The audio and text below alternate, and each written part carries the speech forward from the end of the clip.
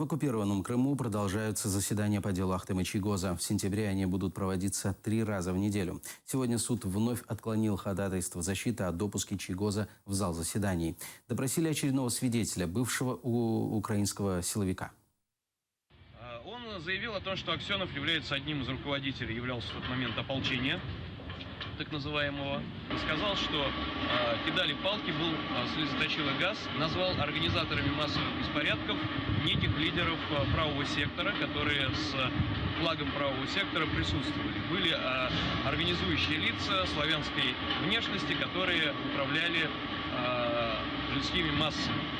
Также он рассказал, что было взаимное давление, и в какой-то момент участники пророссийского митинга, ополченцы, выломали дверь в Верховный Совет, оказались внутри, и сотрудники милиции вывели их через другой вход. Нахождению там Ахтема Чийгоза и его действиям он ничего вразумительного сказать не мог. Говорил, что слышал, что Чийгоз отдавал на крымско-татарском языке какие-то команды, но не мог определить их характер. Успокаивал он людей или, наоборот, чему-то подстрекал. По характеру причиненных ему травм было сдавливание. Он, по его мнению, у него была трещина или перелом ребра. Вместе с тем он не обращался ни в какие медицинские организации.